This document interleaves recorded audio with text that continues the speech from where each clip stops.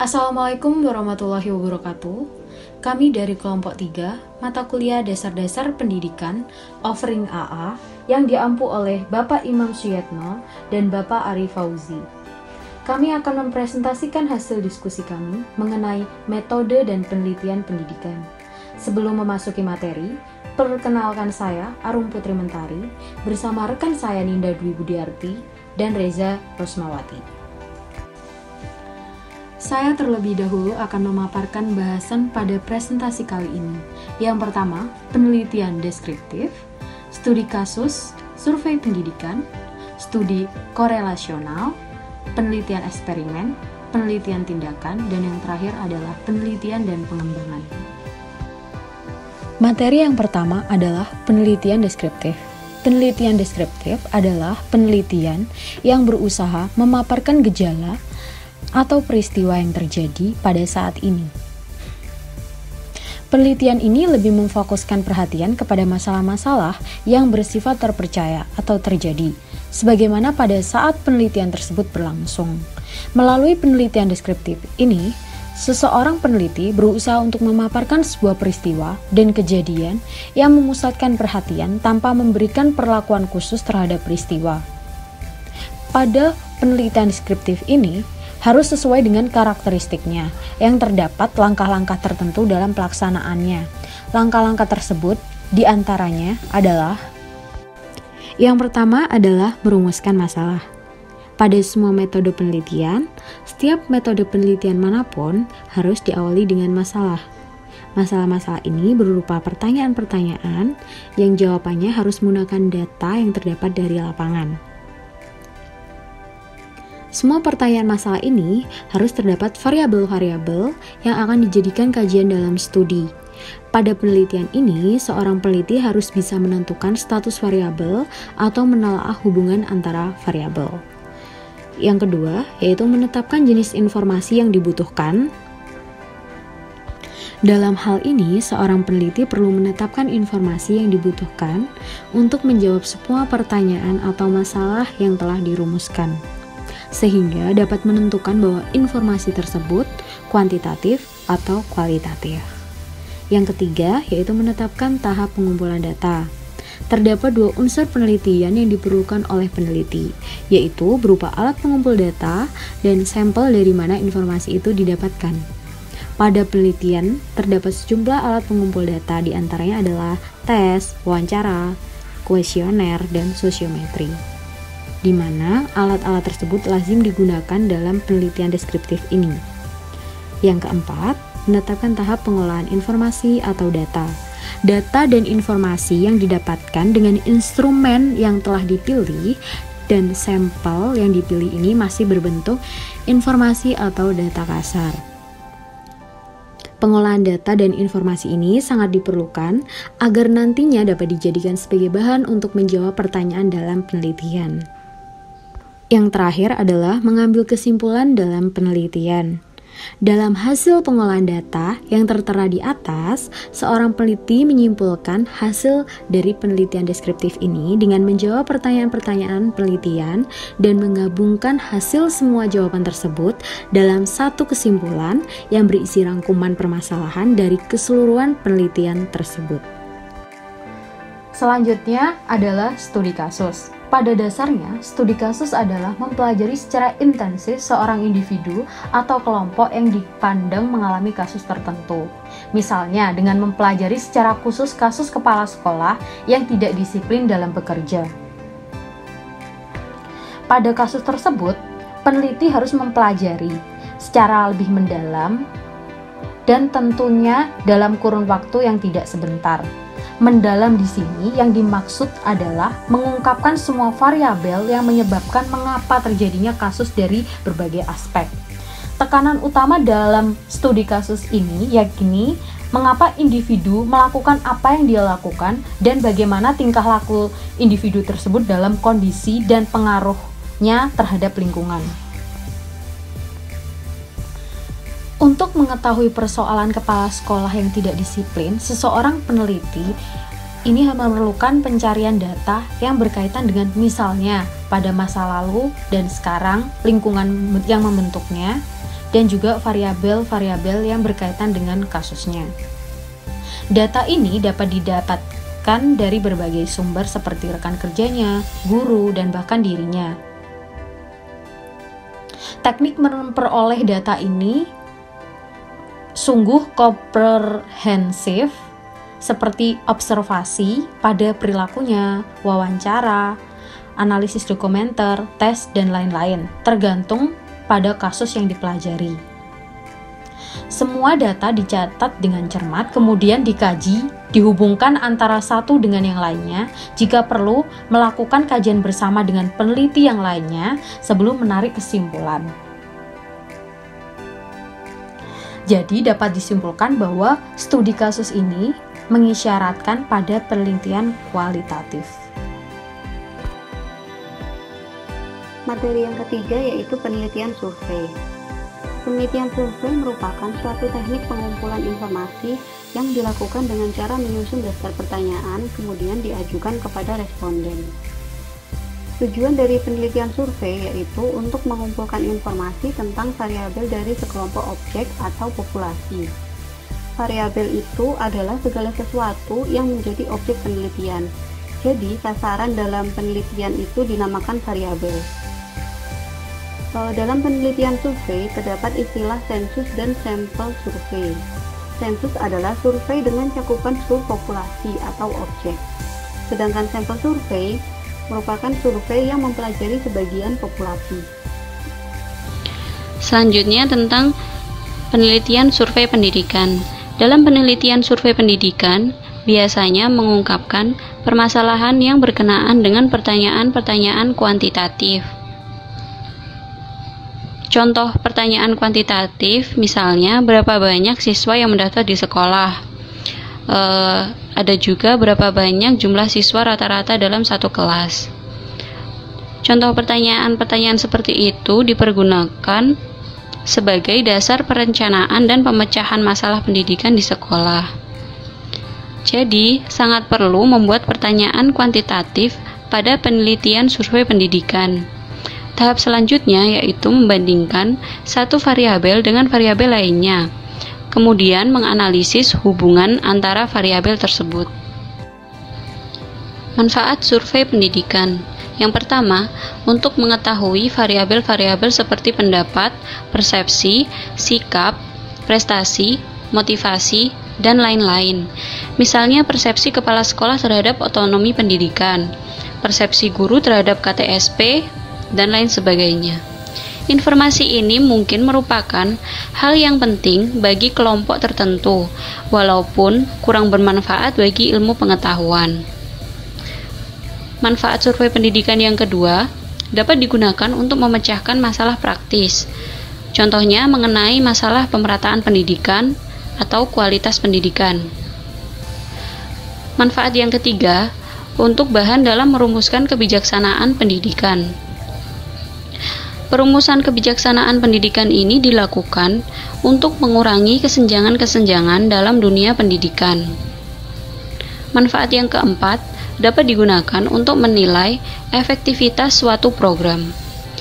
Misalnya, program KTSP atau kurikulum 2013. Materi yang keempat, studi korelasional. Studi korelasional adalah studi yang mempelajari hubungan dua variabel atau lebih. Maksudnya, studi ini mempelajari sejauh mana hubungan variasi dalam satu variabel dengan variasi dalam variabel lain. Kemudian tujuan dari studi korelasional yaitu menguji hipotesis.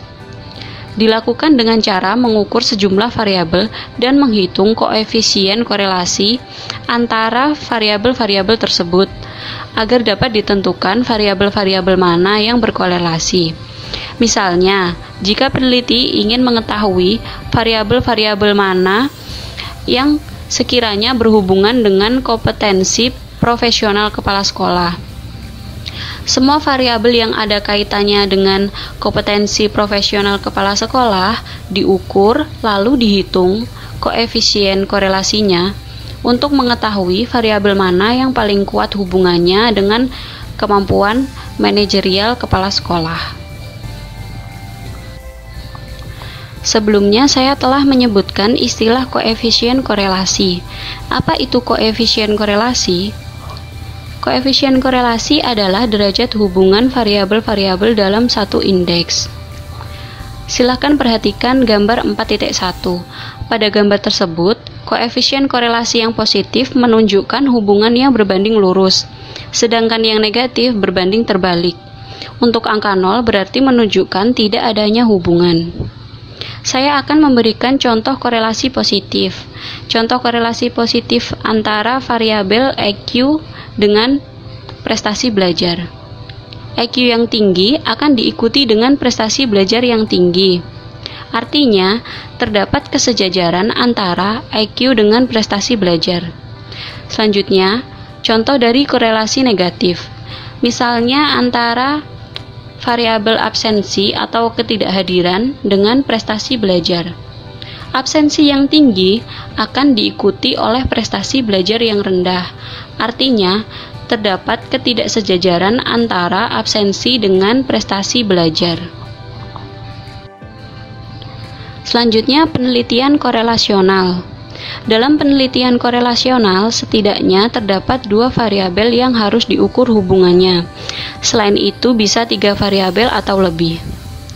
Gambar 4.2 merupakan contoh hubungan antara 2 variabel. Sedangkan gambar 4.3 merupakan model hubungan antara 3 variabel. X dan Y pada gambar tersebut menunjukkan variabel yang diukur. Hubungan dalam suatu variabel dinotasikan dalam huruf R kecil. R kecil tersebut bisa mengandung 3 hal. Pertama, kekuatan hubungan antar variabel. Kedua, signifikansi statistik hubungan kedua variabel tersebut. Yang ketiga, arah dari korelasi. Kekuatan hubungan dapat dilihat dari besar kecilnya indeks korelasi. Nilai yang mendekati 0 berarti lemahnya hubungan, dan sebaliknya, nilai yang mendekati angka 1 menunjukkan kuatnya hubungan. Faktor yang sangat berpengaruh terhadap besar kecilnya koefisien korelasi adalah keterandalan instrumen yang digunakan dalam pengukuran. Misalnya, tes hasil belajar yang terlalu mudah bagi anak pandai dan terlalu sukar untuk anak bodoh akan menghasilkan koefisien korelasi yang kecil. Oleh karena itu, instrumen yang tidak memiliki keterandalan yang tinggi tidak akan mampu mengungkapkan derajat hubungan yang bermakna atau signifikan. Selanjutnya, penelitian eksperimen. Penelitian eksperimen dapat didefinisikan sebagai metode sistematis guna membangun hubungan yang mengandung fenomena sebab akibat. Dalam metode penelitian eksperimen harus melakukan 3 persyaratan, yaitu mengontrol, memanipulasi, dan mengobservasi. Selain melaksanakan 3 persyaratan tersebut, peneliti membagi objek atau subjek yang diteliti menjadi 2 kelompok, yaitu kelompok treatment yang mendapatkan perlakuan dan kelompok kontrol yang tidak mendapatkan perlakuan. Selanjutnya, karakteristik penelitian eksperimen.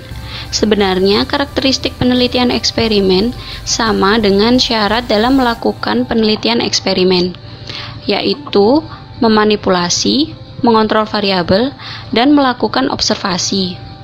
Manipulasi berarti mengubah secara sistematis suatu keadaan tertentu, misalnya melakukan perubahan kepada kelompok treatment yang mendapatkan perlakuan. Sedangkan yang mengontrol variabel yaitu mengendalikan kondisi-kondisi penelitian ketika berlangsungnya manipulasi. Melakukan observasi yaitu mengukur dan mengamati hasil dari manipulasi.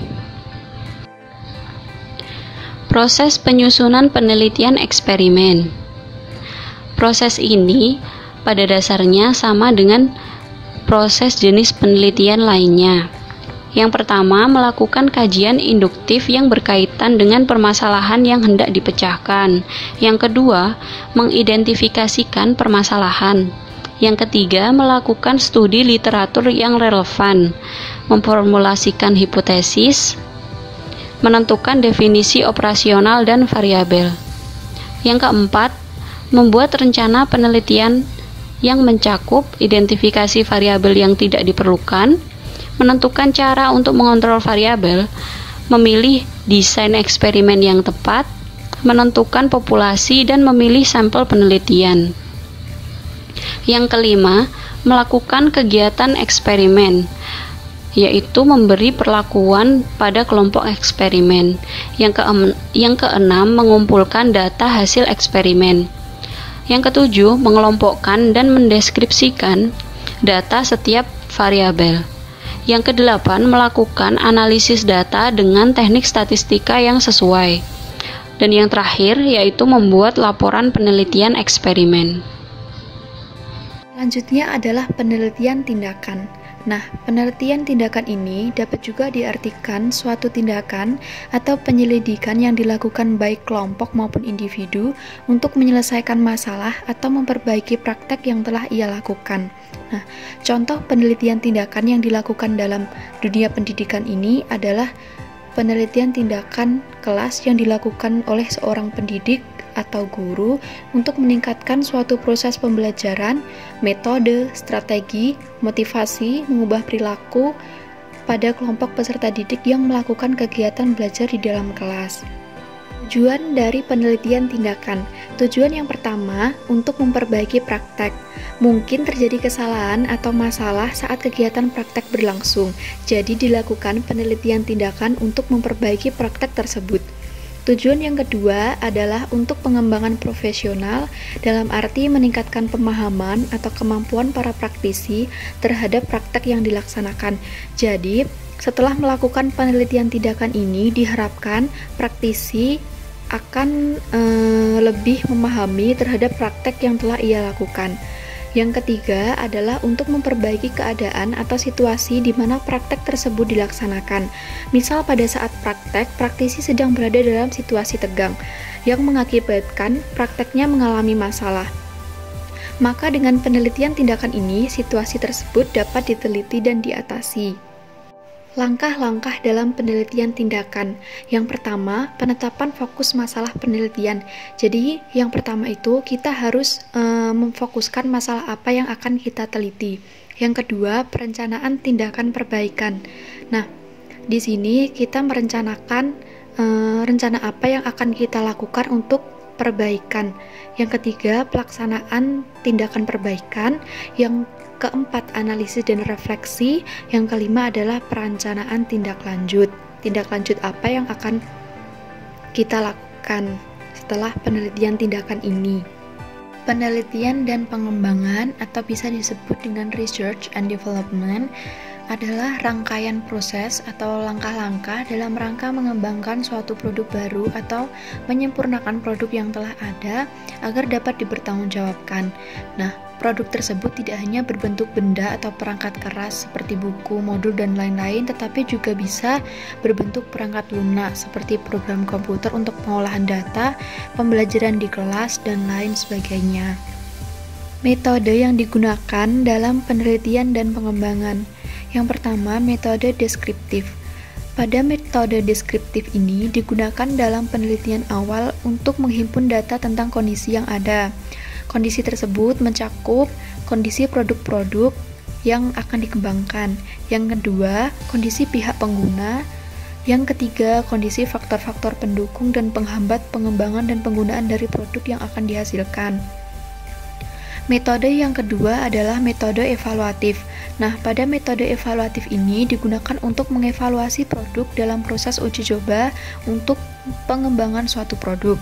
Yang ketiga adalah metode eksperimen. Digunakan untuk menguji keampuhan dari produk yang dihasilkan. Langkah-langkah penelitian dan pengembangan. Langkah yang pertama adalah potensi dan masalah.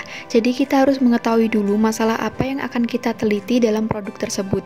Yang kedua, pengumpulan data. Jadi di sini kita mengumpulkan data-data dan informasi dari produk yang akan kita teliti. Kemudian yang ketiga adalah desain produk. Jadi di sini desain produk seperti apa yang akan kita gunakan pada produk. Yang keempat adalah validasi dari desain produk tersebut. Yang kelima, revisi dari desain produk tersebut. Kemudian kita uji coba produk. Jika ada kesalahan, kita revisi produk tersebut. Selanjutnya, uji coba pemakaian. Jika ada kesalahan dalam uji coba pemakaian, maka kita akan merevisi produk tersebut.